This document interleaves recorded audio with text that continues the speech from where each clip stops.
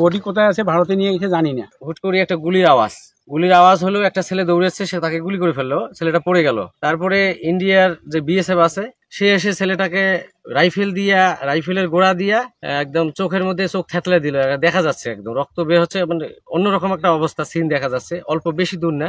এবং রাইফেল দিয়ে তার কোমরে হাড্ডির মধ্যে মানে মানে বাড়া বাঁধতেছে এরকম করি আর কি। হ্যাঁ, একদম মর্মান্তিক একটা বিষয়। ছেলেটা ইন্ডিয়া সীমান্ত আর বাংলাদেশ সীমান্তর একদম কাছেই ছিল। একটা প্লেয়ার আছে, প্লেয়ারের কত নাম্বার প্লেয়ার এটা জানি না, তবে এই প্লেয়ারটা পাশের জমিটা হলো বাংলাদেশ, ওই পাশের জমিটা ইন্ডিয়া, হয়তো বা ইন্ডিয়ার বিএসএফ ভাবছে তার এলাকায় ঢুকে গেছে, এই জন্য সে বিষয়টা পর্যালোচনা না করেই ভুল করেই গুলি করে ফেলছে। ইন্ডিয়ার যে প্রশাসন আছে তাদের কিন্তু বিষয়টা খুব ভালোভাবে অবজারভেশন করে ইয়েটা করা লাগতো। ওখানে ভারতের সীমান্ত এলাকার ওই বাংলাদেশের জমি একখানি, ওনার জমি দিয়ে দেখতে গেছে, ওনার ভারতেরা কি জানি মনে করি সে গুলি করিয়া ফেলে দিয়ে তারপর এখানে আসি দৌড় করে নিয়ে যায়, মারধর করিয়ে সে ভারতে নিয়ে গেছে। এই ছেলেটাকে মেরে তারপর লাশের মতো করে ফেললো।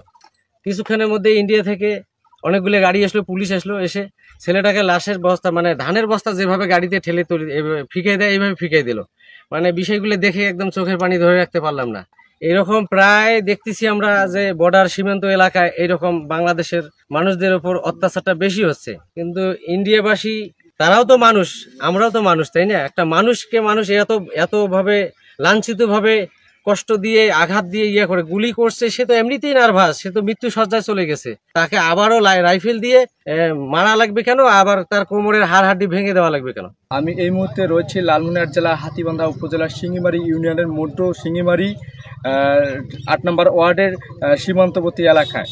তো দর্শক, আপনাদের জানিয়ে রাখি যে আজকে ঠিক সকালে একটি ঘটনা ঘটেছে। হাসিনুর নামে এক যুবককে ভারতীয় বিএসএফ প্রথমে গুলি করে এবং পরে এলোপাতাড়ি মারধর করে। এই মারধর করার পর এক পর্যায়ে ওনাকে ভারতে নিয়ে যায় এবং পরবর্তীতে এলাকায় বেশ চাঞ্চল্য সৃষ্টি হয়। এই ঘটনাটি ঘটেছে যে আজকে সে তার নিজ জমিতে ঘাস কাটতে যায়, কিন্তু সেখানে গিয়ে এই গুলি খাওয়ার উপক্রম হয় এবং ভারতীয় বিএসএফরা মনে করছে যে তাদের এরিয়ায় সে প্রবেশ করেছে, কিন্তু না, সে তার নিজ বাংলাদেশি সীমান্তে ছিল। কিন্তু ভারতীয় বিএসএফরা ঠিক হাসিনুরের উপর নিশানা করে প্রথমে গুলি ছোড়ে এবং গুলি করার পর এক পর্যায়ে হাসিনুর ঘটনাস্থলে পড়ে যায়, পড়ে গিয়ে কাতরাচ্ছিল এবং পরে ভারতীয় বিএসএফ এসে হাসিনুরকে বন্দুকের দিয়ে মারধর করে এবং এক পর্যায়ে মারধর প্রচুর করার পরে তাকে ভারতে নিয়ে যায়।